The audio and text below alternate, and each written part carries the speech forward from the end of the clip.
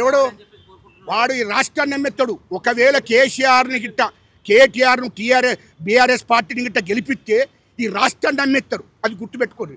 ఇప్పటికే 8 లక్షల కోట్లు తెలంగాణ ప్రజలకు అప్పు చేసిండు.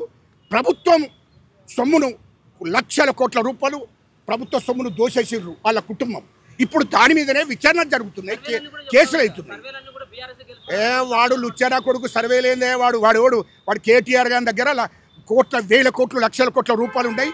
ఆ సర్వేల కోసం ఒక్కొక్కరికి 50 కోట్లు 100 కోట్లు ఇచ్చి మాకు సర్వేలు చేయి మా పార్టీకి వెళ్తుందని చెప్పించుకుంటున్నారు. ఎవడే లుచ్చా సర్వేలు? వాడెవడే లుచ్చా నా కొడుకులు? ఎవడేవాడు లుచ్చా నా కొడుకులు సర్వేలు చేసేటోడు?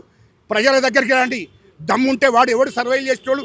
మీరే అసలైన సర్వేలు. మీ మీడియా, మీరు ఇక్కడ ఉన్నటువంటి యూట్యూబర్స్ మీడియా మీరందరూ కలిసి మీరు చెప్పండి, నమ్ముతారు. మీరు చెప్పండి. కానీ ఇక్కడ ఎవడో లుచ్చాన కొడుకు మాట్లాడుతున్నాడు, మీరు నాతో ఎందుకు చెప్తుండే? వాడు సర్వేలు ఎవడైనా చెప్పుకుంటాడా? వానికి 10 కోట్లు ఇచ్చిండు అనుకో, వాడి దగ్గర పైసలు ఉన్నాయి. కేటీఆర్ గారి దగ్గర కేసీఆర్ గారి దగ్గర పైసలు ఉన్నాయి. 1000 కోట్లు ప్రజలకు దోచిన డబ్బు ఉంది. కాబట్టి వాళ్ళకు అదవుతుంది. ఇంకోటి